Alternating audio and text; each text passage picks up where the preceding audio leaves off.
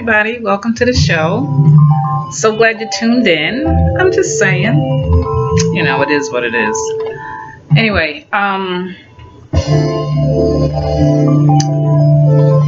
today is a really, forget about today. These last couple of weeks have been really, really wild. So many bizarre things that are going on between the weather with Puerto Rico and the islands, with all the hurricanes. And then we have the, 7.1 or 2. What difference does it make after a certain rattling and shaking when the ground opens up? In Mexico, where so many people are dead and dying, lost, can't be found. And then we have brush fires in California. It's bad. It's almost like there is some kind of evil. We're the evil ones. The background you're listening to Earth, Wind and Fire. Evil. Anyway, let's just turn this down for a minute. So, social media is a trip. It's good and it's bad at the same time. Somehow we as human beings can't seem to keep it kind of equal, like in the middle. People overdo it. They don't do it at all. Some people can't stay off of it, like Donald Trump with his Twitter. Speaking of Donald Trump, so after the weather gets through washing us off and blowing us off and burning us off and just opening up and just getting rid of all of us, it's just like, it's almost like the universe is saying, I got to get rid of some of this garbage. Not that the people are garbage, but the energy is garbage. It's just that we haven't seen ours yet. I'm telling you, here in the north, winter is a-coming, whether we like it or not. I pray that nothing too severe happens, and I pray that somehow the universe will make a way so that there'll be enough people to be able to help those who are in dire need at the moment. People are real interesting. We come together and we help each other, but now we're so overwhelmed. Everybody needs help, and, Puerto Rico was already, in debt, beyond belief. And most people come to New York or they go to Florida, especially if you're South Americans or from some of the islands. So, it's just a lot of people on the planet, and I guess, and we're not acting right, like I said before. Anyway, the other big talk today, it's hotter than a mug up in this piece, was the NFL, freedom of speech, First Amendment rights, where they kneeled during the Pledge of Allegiance and the Star Spangled Banner and all the stuff that we do before games start.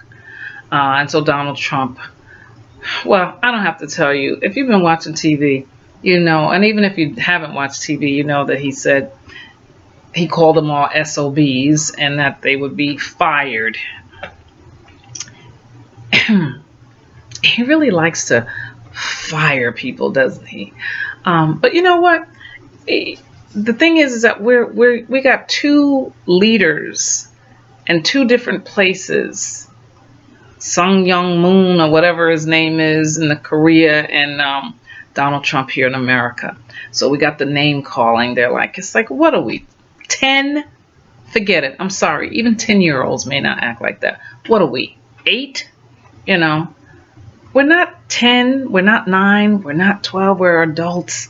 And you would like to have some adults that are running the country that don't have their egos so pulled out of proportion that they can cause the death and livelihood of other people, millions of other people, I might add. So what happens is these two guys, as one friend called the Orange Man, Donald Trump, versus, Rocket Man. So we got these two so-called, in their own mind, superheroes that are, wreaking havoc on other people's lives. And it's like, cut it out, guys, already. Just because you have two heads don't mean that makes you smart. I'm just saying, it's just, it makes you kind of crazy because you want to try to keep things positive, but at the same time, you got to be realistic with the folks that we're dealing with, and it's not so easy. So, listen, freedom of speech is freedom of speech. I believe that people have a right to peacefully protest. It's not like they're out there in the street causing havoc. And would he fire the SOBs that are riding around, with the burning crosses in people's, property, or the Ku Klux Klan? I mean, I don't know. It's just like there's always a double standard, like during Katrina. Oh, these people over here, the white people, they found some food. Those black people, they're looting, and stealing, So we're like the biggest fear. I don't know why certain white elites or even certain white trash or anything else is so afraid of black people. We've done not anything. And I keep saying this because every time you turn around, we got the president of the United States. Somebody said he may as well just said, I'd get rid of all those niggas. But the fact of the matter is, it's the money. It's the money, honey. And honest to goodness, those coaches are not going to get rid of those guys, because then they will be in the bread line. They may not be in the bread line, but trust me, they want to keep the money coming in. Okay, they want to keep that cabbage dinero, whatever you want to call it, coming in at all times. And so they are not going to get rid of those players. They better lock arms with them and kneel if they have to, because without them, you don't even have a team. So it is what it is. The other thing that I want to talk about real quick was what in the drug dealing blue blazings is going on. You got seniors selling their daggone pain medication, and some lady, I don't even know how old she was, that got locked up for being the oldest drug dealer. I think she was in New Jersey. Oh, and by the way, speaking of New Jersey, New Jersey had an earthquake too. It wasn't a big one, but it was in Morristown, New Jersey. So, does that mean there's going to be other stuff coming down the peak or down the pike? Anyway, so these senior citizens are selling their drugs. So, like, for Oxycontin or Oxycodone or whatever it's called, they can sell one pill for $30. $30 for one pill. And you get a 30-day supply. So yes, because seniors aren't being taken care of, seniors aren't being taken care of, children aren't being taken care of, the mentally ill is not being taken care of, the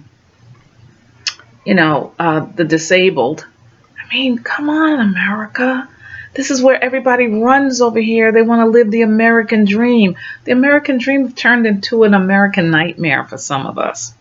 Just ask all of those who owe student loans. I'm just saying, Anyway, you can't get ahead.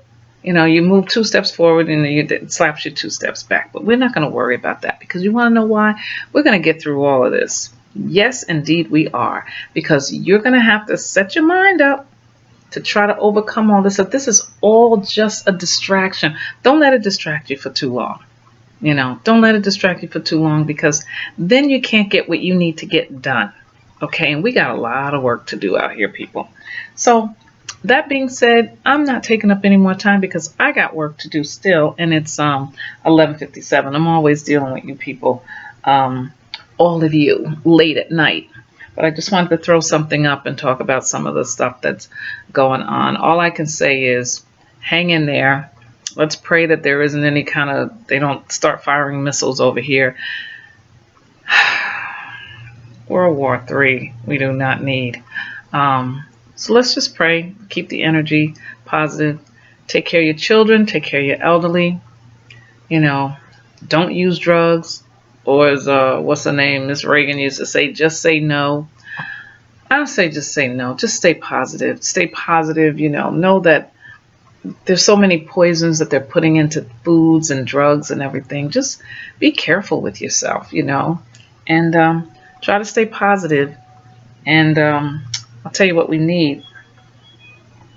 We need Barry White, because he's got a love theme for us. Guys, please like it, subscribe, write a comment, let me know what you like, and we can get through this together, okay? Talk to you later. Have a good one. I'm just saying. See you in a couple of days.